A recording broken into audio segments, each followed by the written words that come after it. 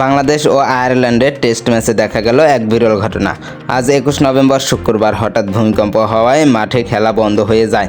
5.7 মাত্রার ভূমিকম্প অনুভূত হয়। এর প্রভাব মাঠেও পড়ে। কয়েক মিনিটের জন্য খেলা থেমে যায়। আজ শুক্রবার সকাল 10টা 38 এই ভূমিকম্প হয় মিরপুর টেস্টের তৃতীয় দিনে। তখন আয়ারল্যান্ড ইনিংসের 56তম ওভার চলছে। মেহেদী হাসান মিরাজের সেই ওভারের দ্বিতীয় বলের পরেই এই ভূমিকম্প অনুভূত হয় মাঠে। ভূমিকম্পের পরপরই সর্বত্রই আতঙ্ক ছড়িয়ে পড়েছিল। ব্যতিক্রম ঘটেনি মাঠেও। গ্যালারি থেকে হুড়মুড়িয়ে নেমে যাওয়ায় ঘটনাও ঘটেছে। তবে ভূমিকম্প থেমে যেতে পরিস্থিতি স্বাভাবিক হয়ে আসে। খেলা শুরুর 3 ওভার পর তাইজুল ইসলাম আরও দারুণ বোলিং করেন। তিনি একই ওভারে স্টিফেন ডোহেনি ও অ্যান্ডি ম্যাকব্রাইনকে আউট করেন। আয়ারল্যান্ডের স্কোর নেমে আসে 175 রান 7 উইকেটে। এতে ম্যাচে বাংলাদেশের অবস্থান আরও শক্ত হয়।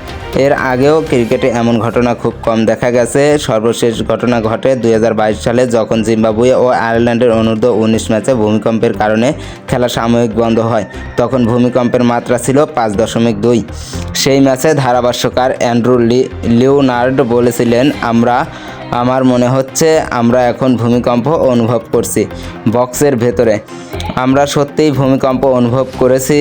এটা শুধু কোনো ট্রেন যাওয়ার মতো নয়, পুরো কুইন্স পার্ক ওভালের মিডিয়া সেন্টার কেঁপে উঠেছে।